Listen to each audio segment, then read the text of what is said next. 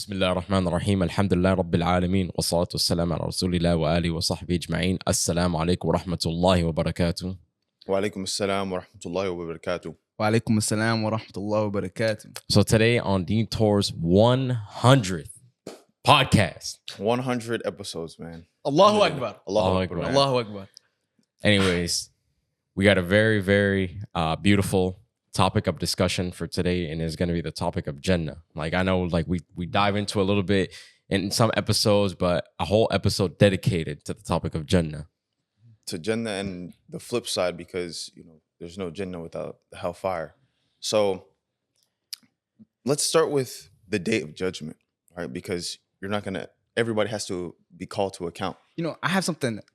It's beautiful, and this is something that can get us started in the best way possible. Dang, not even 1 minute in, we already interrupted. In Surah Sa'd, there's a verse where Allah subhanahu wa ta'ala talks about the prophets, and he says that he chose them for a specific and exclusive quality, and that is for the remembrance of the home, like i.e. the hereafter. Remembrance of the hereafter. And it starts, your hereafter starts when you die. So how about we start there? We talk about the grave, we talk about death. We talk about what, and this life, every single minute counts, and that's something that you have to really internalize and realize, is that you're being accounted for. You're being accounted for. And Allah subhanahu wa ta'ala talks about this in, Surah Al-Anbiya, when like the people are in like a heedlessness and they think that they're doing right. That the time for account has come and the people are in heedlessness. They're not realizing what's going on. They're just going day by day by day. They're distracted by this. They're distracted by this. They're distracted by this. Not worried about their own selves. And it's a dishonor to yourself and it's like some people, they don't take themselves seriously. They don't take their lives seriously, as if this is not serious. And I like how you brought up your hour starts when you've reached the grave. Mm-hmm. So you already know where your abode is once you're in the grave. You know what's going to happen to you. Now, the extent of your punishment is not necessarily told to you until the day of judgment, because there's a hadith where Prophet ﷺ says, like, call yourselves to account before you're called to account. Mm-hmm. Right? So, like, take accountability of yourself before, Allah's going to force you to. Mm-hmm. Allah's going to force you to look at your book, to read your deeds. He's going to expose every little thing that you ever did, good and bad. Right? And if the bad outweighs the good, then what happens? You're going to be thrown into the hellfire. But for those whose scale is heavy with good deeds, then for them is paradise. And that, that's the promise of Allah. And Allah mentions Jannah, Allah in the Quran. He reminds you of death, and he also reminds you of the flip side, which tells you about the hellfire. He warns you about the hellfire for what? To put fear in your heart so that you think about what you're about to do. If we only knew about the good, then we would never, account ourselves for whatever bad we could be doing.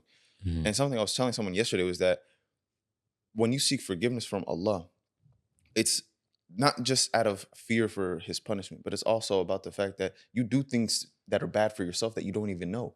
Sometimes you commit sins you don't consider to be sins. Mm-hmm. Maybe because you follow the wrong opinion. Maybe because you're unaware, so you're ignorant. Mm-hmm. And doing things out of ignorance will only get you so far. Because at a point, the ignorance will turn into arrogance.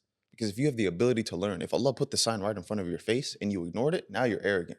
Now you're a person who Allah could throw into the hellfire, because someone with a mustard seed of arrogance, right? Mm-hmm. Will not enter paradise. Will not enter paradise. And when you think about what a mustard seed is, that's the smallest level of arrogance in your heart. The smallest level. It doesn't matter like who you thought you were in your life. You have that little bit of arrogance in your heart, whether that's because you thought you were getting away with a certain sin, you thought something wasn't affecting you to the way that it affects others. Like, for example, let's say you don't have the same level of issue lowering your gaze as someone else. Does that make it correct? Does that mean you're allowed to do it? Absolutely not. Literally. Because Allah has commanded you otherwise. Exactly. Mm-hmm. Exactly. And I've seen people like in the dunya with this type of mentality. And even me, for a time, I held this mentality. I was like, I'm not so affected by women or anything like that because, I fear Allah. But it wasn't to the point where, like, I completely cut off all communication with women. It was just more just like, if you're around me, then, you do you, I'll do me. But nowadays, it's more like, I'm going to stay away from you for, like, all causes, because I don't want anything to, hurt my relationship with Allah. I'd rather stay away from it, knowing that that's what's best for me, than, test my what I could do. That reminds me, I was having a conversation with a friend of mine the other day, and he's always talking about these women that he's hanging around, and I'm like, you know, you shouldn't be hanging around them in the first place. And he was like, well, yeah, that is true. But see, and it's always that but. But what? Like, what is your justification? Allah has commanded you otherwise. Allah has made it haram onto you. And you're sitting here coming with a but. And then it's like what you said. He came with an excuse or a reason because he thought he wasn't affected as much. But in reality, he probably is. And he's blind to it. He's sitting here saying, oh, yeah, well, I will never feel this type of way when I'm alone with a woman. I'm sitting here, I'm looking at him like, are you okay? Like, bro, like, you know what I'm saying? Like, there's no way that you're thinking like that because, you know, worst case scenario, you might not, but Allah has commanded you not to. So that should be the best reason why you shouldn't. You know, it doesn't matter how you're feeling because if Allah commanded, so who are you to sit here and say and try to justify what you're doing? And you've seen how someone can change, you know, with that little bit of pressure, right? You think you've been raised the correct way. You think that, you know, some of these influences won't come back to haunt you.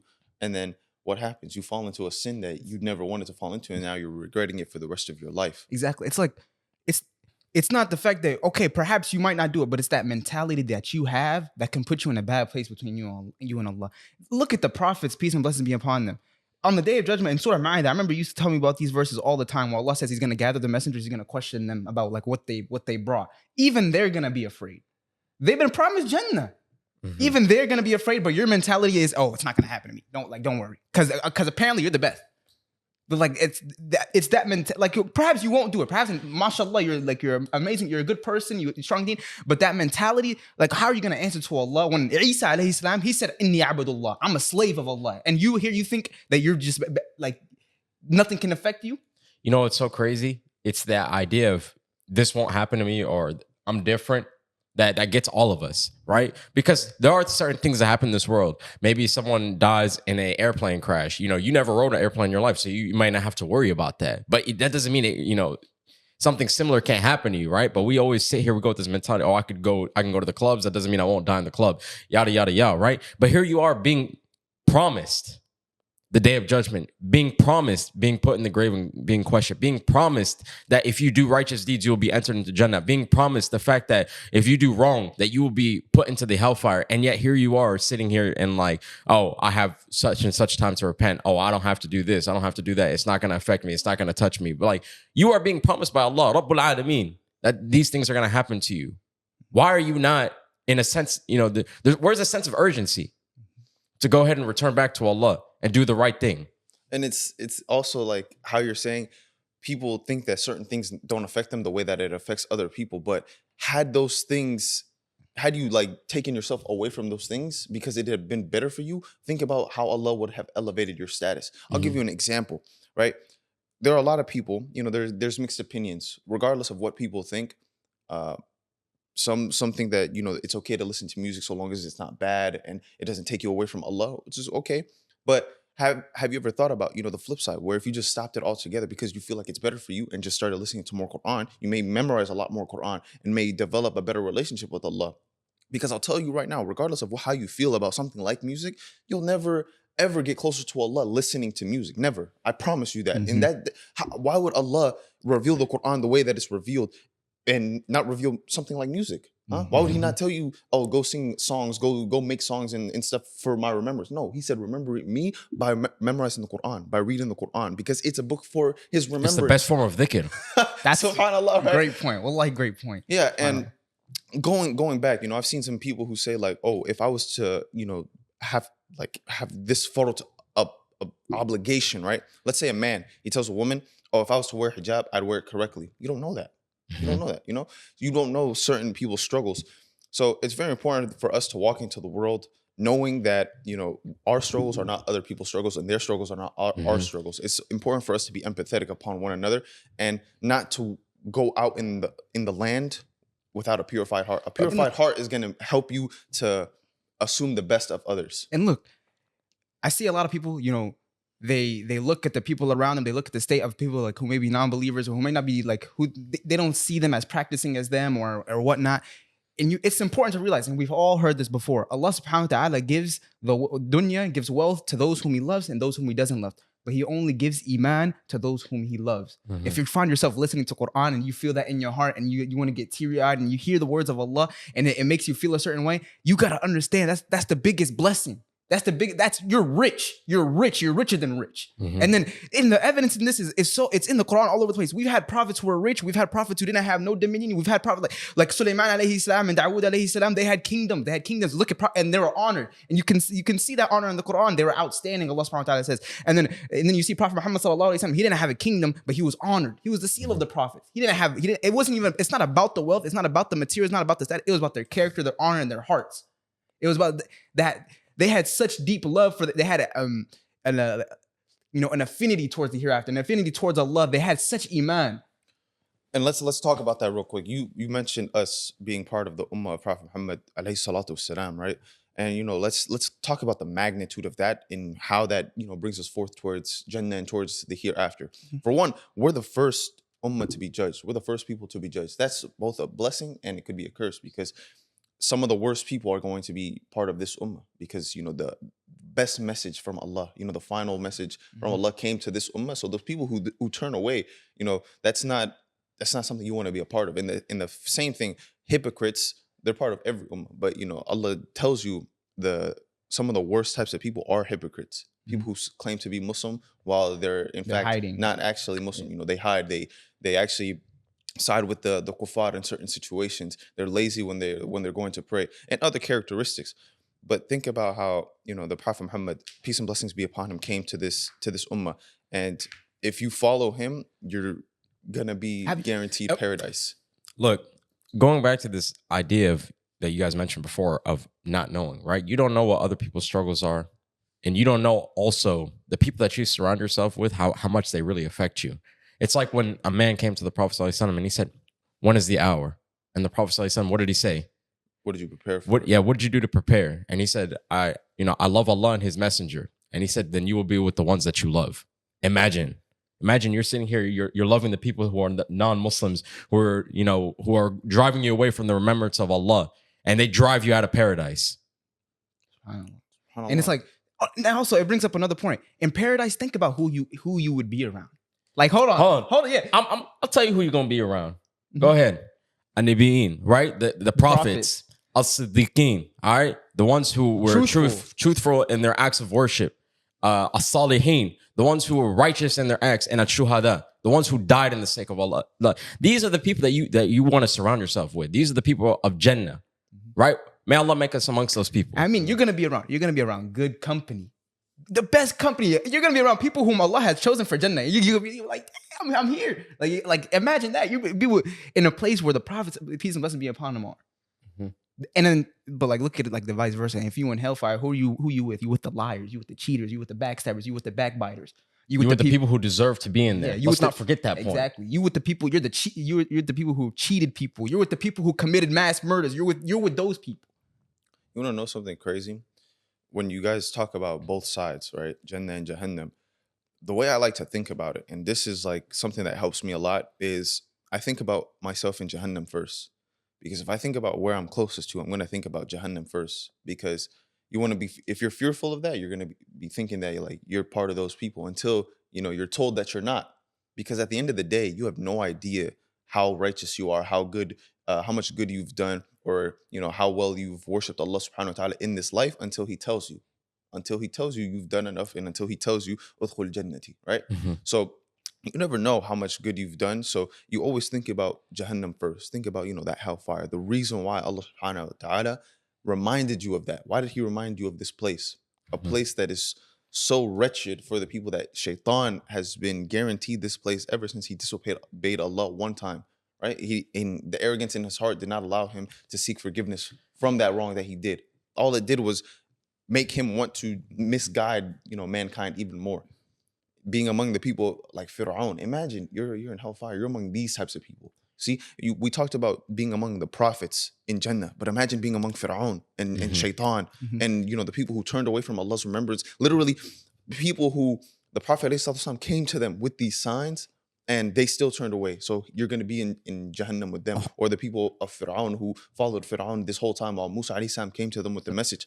Or Ibrahim alayhi salam's father, his son, a messenger, one of Khalilullah, the friend of Allah, and he turned away from the message, threatened to stone him, threw him in a fire. Like these types, those are the people that you're part of if you make it to Jahannam. And to add to that, the harsh reality of the hellfire, you know, your faces are going to be burnt off. The food you're going to eat is going to burn your stomach. Imagine that you're going to eat from, you know, shajarat zakum, right? Mm-hmm. The tree in the hellfire, and its roots are deeply planted at the bottom of hellfire, absorbing what? The sweat, the pus, the bodies of, you know, the shayateen, the criminals, the wretched people. Imagine that's what's going ahead and nurturing the tree, and you're eating from its fruit. A fruit that's so bad, the Prophet ﷺ said in the Tirmidhi that if a fruit of zakum was to go ahead and be dropped onto the earth, it would destroy all life on earth. Now imagine the one whose food that is. And imagine this is not like a game. Like, you're not getting no rest. There is no break. There is no like, and you're gonna have to live with the fact that there's gonna be people that are like that aren't suffering. Like, because remember in Surah Araf, there's a conversation between the people of hellfire and the people of Jannah. And what are they gonna be saying? Like, please give us some water. Yeah, please give us anything from what Allah has provided. And what are they gonna say? Allah has made it haram for the kuffar, for the people of hellfire for them to get that. Because look, at the end of the day, like, in paradise, there is no bad feelings, but yet they're still going to be able to talk with the people of the hellfire. But there's wisdom in that, because when you look at the people of hellfire, you look at what Allah has saved you from, right? You know, it only gets up to a certain point, because Allah, you know, just the idea and the thought of Jahannam should be, you know, terrifying, and should put a level of discomfort. So you know what I mean? Like, it's a scary reality to think about it right now. It's just like, this is like it's the highest form of unpleasurable experiences ever. You're not like, you think like in this world, like you have a bed, you have these things. Jahannam, and like, that is one of the things that should push your iman, which is why I say think about that first before you think about Jannah, because Jannah, it holds what no eye has ever seen, no ear has ever heard, and no heart could ever, you know, feel or imagine, right? So it's hard to truly put yourself in the, you know, state of mind to truly be pious when you're only thinking about Jannah, because you can't imagine it. But Jahannam, Allah painted a picture for you so that you understand. Like, your teeth are going to be the size of mountains. But hold on, when Allah describes Jahannam and Jannah, like, He's only using words at a level of our understanding. At the end of the day, like, we don't know exactly how bad it's really going to be, or how good Jannah is really going to be, based on our imagination, because we can't. Like, imagine someone sitting in hellfire for eternity. You can't think about eternity. Imagine someone sitting in Jannah and you're telling them their life is only going to get better and better and better and better for eternity. Like, you can't imagine that in this world. But like, look, you know, going back to the other side from Jahannam back onto Jannah, fiha anharun min ma'in ghayri asim, like fresh water that we can drink from rivers. That we can go ahead and drink from, like, you know, we come here, like, we could drink from anywhere. Just think about that. Nothing's bad, nothing's moldy, nothing's rotten, nothing's expired. Everything good smells. Yeah. Good smells. Like, imagine good smells, good food. Like, you have from any bird, anything, any meat that you wish. What's the first food we're gonna eat in Jannah? The fish liver, man. Like, subhanAllah. Look, good company. And the like, way that Allah subhanahu wa ta'ala describes the rivers of water, milk, honey, and exactly. wine. Like, subhanAllah, you know, these things, they're so beautiful to you. And when, you know, I think about Jahannam first, then I think about Jannah. It like gives you a boost of iman, because like you're fearful of this, but then you're like, man, I want this so bad, right? Because they're opposites of each other. Exactly. Like, you know, you just mentioned the rivers. Like, you know, the first one we brought up was the water. وَأَنْهَارٌ مِّن لَبَنٍ لَمْ يَتَغَيَّرْ طَعْمُهُ. Like, the milk, what's wrong with milk here in this world? It spoils after a while. But Allah just said, like, it never changes in its taste. Like, subhanAllah, just think about that. SubhanAllah. And then what's it called? وَأَنْهَارٌ مِّن خَمْرٍ لَتَّةٍ لِلشَّارِبِينَ. Like, you know, and also rivers of wine that we don't get intoxicated from. Like, imagine if that. Here, you drink alcohol, right? And guess what happens? You become more and more heedless. You're less aware of your surroundings. But you drink the wine of Jannah, and guess what? You're more aware. You're more, you know what I'm saying? Like, it's crazy to think about. Like, subhanAllah. Like, what's a little sin? What's a little sin compared to Jannah?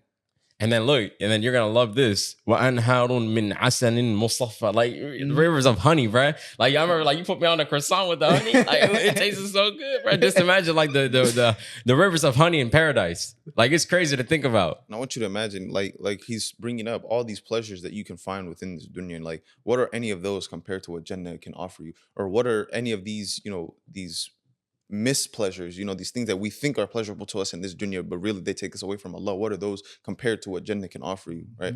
So I just want you to imagine like what that feeling is like, when you think about what you're trying to chase in Jannah, and think about all the ahadith and all the verses of the Quran where we're told small things that we could do that can help us find Jannah. You want to know the most interesting thing? Allah subhanahu wa ta'ala, He sent us the Quran so that perhaps we can get to Jannah, so that we can get to the rivers of the honey and rivers of wine. We can have these pleasurable experiences.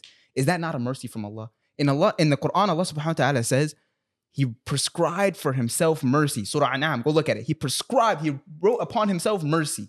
You know what's so crazy? The verse that we just brought up about the honey, the water, the wine, all those rivers.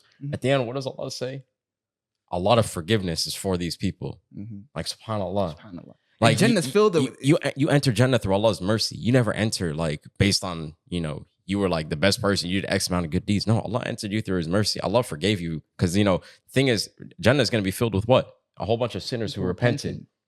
So Allah showed forgiveness onto you. We like the gratefulness onto Allah is gonna be, like subhanallah. And look at the essence of repentance. As if we think like it's such a hard thing to do. All you have to do is you have to feel remorse for your action and ask Allah. And when you think about the way that you're going to be judged on the Day of Judgment, you think about how you can do enough bad deeds, but you can never do enough good deeds, because Allah will not enter you into paradise by your good deeds. Our actions are judged by intentions, but it is ultimately through His mercy. But your bad deeds will certainly send you to the hellfire. So you can do enough bad deeds, whether one bad deed equals one bad deed and one good deed equals 10 good deeds. Those bad deeds will stack up more than the good deeds, and you'll never notice it. Because once Allah allows you to keep that heedlessness in your heart, you'll never think about a good deed because you're never doing it for the sake of Allah. And if you're not doing a good deed for the sake of Allah, it'll never count. It doesn't matter. It doesn't matter if you held the door open for an old person. If you didn't do it with the thought of Allah subhanahu wa ta'ala in your mind, it doesn't matter. It doesn't count. Allah will allow your deeds to be fruitless, because you think about it. What does Allah say for the non-Muslims in the Quran who've done good in this life? Allah, like their deeds will be made fruitless. Yeah, fruitless on the Day of Judgment, but here they'll see their effect. They'll see good here, right? That's why they'll be repaid in full here. Yeah, they'll be repaid in full here. Why though? Because Allah is the most just. Allah is the most just. Allah is the most just. SubhanAllah. All right, so if you think, you just have to be a good person to be a good person, but you don't think about how it affects your relationship with Allah, then those actions will never be counted towards you. That's really interesting though. Like what you guys just said. Like Allah subhanahu wa ta'ala says in the Quran, whoever like desires this world and it's like pleasures and all of its like amusement, then okay, we'll give him from this world and we'll give him everything. That like we'll repay him in full. But for him there's no share in the hereafter. He didn't put no sacrifice. He didn't put forth. He didn't put his foot down. And that's a scary reality to think about. Okay, alhamdulillah, you could be doing good here, but you like the remembrance of, like I said in the beginning of the episode, the remembrance of the home, the hereafter. And you think about how everybody's investing in something here, right? They're investing in their career. They're investing in their houses, their whatever it may be. But how much are you investing into your akhirah? Like. And what that means is like it's time, it's effort, it's even something monetary. You may have to pay money to get something to help you with your akhirah. Whether that's like buying certain books to help you increase your knowledge or help you get closer to Allah, or paying your way to go to Umrah. That's an investment in your akhirah. Like what? And you want to know something interesting that like we necessarily haven't talked about yet. We've talked about good company, but we haven't talked about the company that we had in this world, being with them in Jannah. Imagine if you have a spouse, you be with them in Jannah. Imagine you have your brothers, you be with them in Jannah. You're doing everything that you said, like here that you perhaps you couldn't do. Perhaps it looked like you were missing out, but in Jannah you're chilling. Imagine here's the thing, like in Jannah, there's gonna be different levels, right? But like the levels are like very, very different. But here's the thing though, like in Jannah, you will never feel left out, because let's say like, you're in a higher rank than Jannah. You're for those that I know, like may Allah grant it to you. And like I'm at the lowest level, like, you know what I'm saying? Like I'm not gonna feel that, that sense of envy, or I'm not gonna even notice the fact that, okay, like, he's in such a higher place than me. Like, SubhanAllah. it's crazy to think about. But hold on. What do family members get to do though? Like, let's say you're in a higher rank than Jannah than all of us, or you're in a higher rank than all of us. Like, if Allah placed one condition onto these people. If these people had iman and they were your family members, that you can raise their ranks in Jannah. Like, subhanAllah, think about that. Like, and some of the scholars even say that not only your family, but even the people that you associated with, teachers, students, friends, family, whatever. Like, you know, if these were people that you surround yourself with, like, inshallah, like, may Allah, like, give us this ability to go ahead and raise their ranks as well. And this is now like giving you guys, you know, some ideas to think about. Like, you know, watch who you're surrounding yourself with. You know, be kind to your family, because, you know, one thing about me is I always think about how I want my family to be in Jannah with me, right? Not just, you know, my siblings, but my parents, because, you know, my parents, they raised me when I was small. You know, they raised me up when I was small. They gave me this religion of Islam by the will of Allah subhanahu wa ta'ala. Like, and without them, you know, it's hard to imagine where you'd be at in life. So to be able to be in Jannah with them, you're being the same age. You guys are in the height of your youth, right? And you guys get to, you know, experience that blissfulness of Jannah, you know, the tranquility of being in paradise, you know, and asking Allah for anything that your heart desires. That's the other thing. Like, in Jannah, like, Allah is going to completely reshape us, recreate us in a whole different way, right? Like you said, we're all going to be young. You know, going back to the story with the lady with the prophet, she said, like, will I be in Jannah? He said, no. She started crying, and he said, that's because, like, you know, no old person will be in Jannah. Everyone will be young, you know. And then, like, we hear some things like, you know, we're going to have the height of Adam alayhi salam, like, we're going to be as wide as him as well. We're going to have the voice of Dawood alayhi salam, as he had, like, the best of voices. You know, you're going to have the beauty of Yusuf alayhi salam, as he was the, you know, the most beautiful of the prophets. Like, you know, subhanAllah, just think about that. Never get old. I also want you to think about how on the day of judgment, when we're called to account, which type of people do you want to be with, right? The day of judgment is supposed to feel like 50,000 years long, but it's not 50,000 years for every single individual. You know, some people, the day of judgment will feel like yeah. Well, I mean, here's the thing, though. Very Guess what?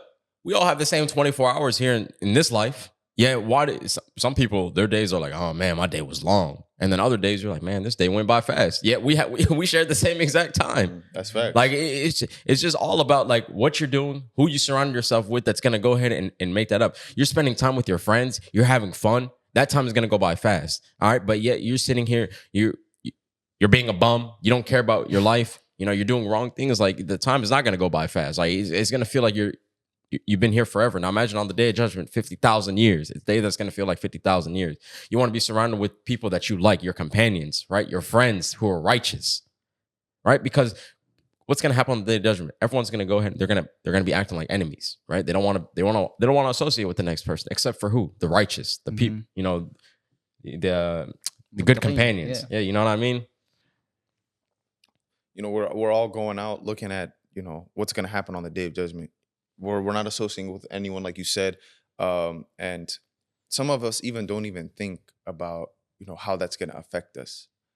And I want people to start realizing that this is like, you know, a reminder for all of us that could in turn turn you into someone who can become a hypocrite.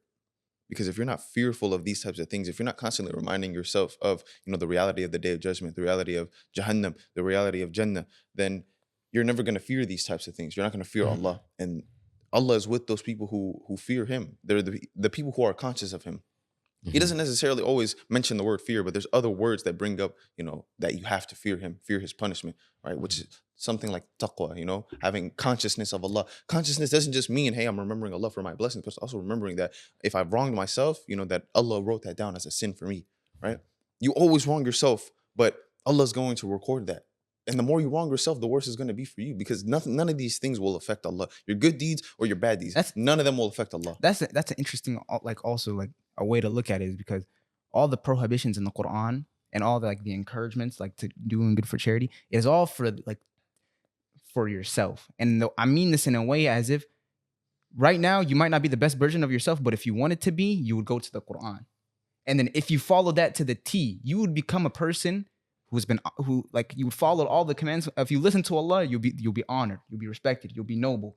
And then inshallah your home would be like a Jannah in the hereafter. And then you would just be like, imagine you have a lot of people who, like, self-improvement is very apparent in our time. You have a lot of people who want this self-improvement, but they don't look to the Quran. If you look to the Quran and you looked at, like, okay, all the, like, yes, there's prohibitions and whatnot, but okay, that's all you're looking at. Look at the encouragements. Look out. If you were to follow that to the T with determination and will, like, inshallah, you'll find yourself a completely different person.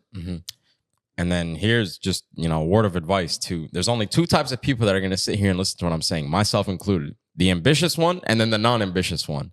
If you're ambitious, why not work for, paradise, knowing how Allah describes it? There's no ill feeling. There's no bad feeling. There's only going up from there. If you're an ambitious person, that's all that you'd ever want. If you're a non-ambitious person in this world, you should also work to that, because if you're going to be a failure in this life, you might as well, do your best to be the best in the next life. And that's with all seriousness, because in this life, it's okay to fail. It's okay to be number two. But in the next life, it's not okay to be number two. You got to be the best. You got to be at the highest rank of Jannah. SubhanAllah, you know how in this life, right, when, we're chasing success, worldly success, it's never enough, right? You may reach your goals, but then, you're always searching for that next thing. How do you not see that as you chasing for Jannah on earth? Jannah has something that, you'll always be able to achieve something greater. You'll always have something better for you waiting once you, like, look towards it. But here, you have to work towards everything, and you're not going to achieve everything. So you're never going to be satisfied. But in Jannah, it's pure satisfaction. There's no flip side to that. There's no dissatisfaction. You're never going to ask for something in Jannah and not get it. Or you're never going to try to, like, work for something and not get it in Jannah. Like, you're going to see, the results of all your works here in the hereafter. So stop chasing Jannah on earth and start chasing the Jannah that is actually promised for the believers. And here's the thing, like, when we ask for Jannah, we don't just ask for the base. Even though, alhamdulillah, like, that would be way more than enough. Way more than enough. But we always ask for the highest rank. Like, this is what we should be doing as Muslims. We should always be asking for Jannah for those. Like, anytime someone passes, you ask Allah to grant them that rank of Jannah. When you're asking for Jannah, you ask for that rank of Jannah, right? That's the one that you want to work for. I mean, you guys know the story of the final man to enter Jannah on the Day of Judgment, right? The guy was like, is it the guy who's falling on his face on the Sirat, or is it the guy who he's about to be thrown in hellfire? He's like, oh, Allah, I did not expect this from you. But there's a guy who's like one of the last people to enter Jannah, and his reward in Jannah is still much greater than owning all the earth and everything in it. Yep. Right? It's even more than that. I don't know the exact multiples of it, but it was the hadith goes along that lines, and I was like, wow, bro, a guy who he struggled his entire life, but he was still granted Jannah by Allah's mercy. And this could be any of us, and he's still given a dominion in Jannah greater than owning the entire earth. And that's what everybody's here chasing anyway. Everybody's chasing some type of, worldly pleasure, whether it's just, owning your own little house, having a nice car, having a nice business, being, financially stable, being comfortable. Nothing more comfortable than being in Jannah with no worries. Nothing to worry about anymore. SubhanAllah. You don't have a family to worry about that. Oh, I have to pay my bills this month. I have to make sure that we have a house. I have to make sure I have to get to work on time. I have to call in sick. You never have to worry about any of this. Yeah, because that's thing on earth here. Because what? In Jannah, what? We're going to be what? Reclining, right? You're going to be here on earth, you what? Reclining? 7 days, 12 days, 14 days, 30 days, 3 months. But guess what? Eventually, you got to get back to work. In Jannah, there is no, you got to get back to work. But I was just thinking about this, though. When you were bringing up the last person to enter paradise, imagine the relief and imagine the fear in other people's hearts, the ones in hellfire, like, that was the last person to enter Jannah, meaning what? There's no hope for the rest of us. Oh, facts. And then the relief is like, wow, like Allah has saved me. I'm the last person. Like, wow, like I was really like saved by Allah's grace. Like it's crazy to think about. May Allah make us from the people of Jannah. Ameen. And it's crazy also, like this is going to be one of the last points, but it's crazy when you think about yourself on the Day of Judgment. Even on this life, a lot of us are going to think that we're deserving of paradise until we actually reflect and we're just like, okay, the life that we're living right now, are we really deserving of paradise? Because you don't know who's deserving of paradise minus the prophets. And if you say you're deserving of paradise, or if you think that you're closer to paradise right now, then you think you're on the level of the prophets. Even the prophets themselves don't think that they're deserving of paradise. That's why they're coming fearful on the Day of Judgment. They're fearing how they're going to be judged. And Surah Al-Ma'idah, what does Allah subhanahu wa ta'ala say He's going to ask Isa ibn Maryam on the Day of Judgment? did you go to the people and tell them to take me, you, and your mother as deities besides me? When Allah knows exactly what's in this man's heart and what he did, how he delivered his message. But Isa alayhi salam still going to be fearful of that, still fearful of that questioning. Nuh alayhi salam coming to Allah subhanahu wa ta'ala after preaching for 950 years and more so than that, and he getting asked, why are there not more followers with you? Huh? Why didn't you spread the message the way that Allah subhanahu wa ta'ala directed you to? Even though Allah subhanahu wa ta'ala tells him he's a grateful servant. How the rest of these prophets, how Adam alayhi salam is going to be asked the way that about eating from the forbidden tree, right? All these prophets, Musa alayhi salam getting asked about killing a man on accident, even though Allah already forgave him. So, you may be forgiven for certain things, you still may be asked about them. But the thing is, the difference between, you seeking forgiveness and still being asked about it is if you repented during that time, and if Allah subhanahu wa ta'ala accepted it from you, and if he grants you mercy from that.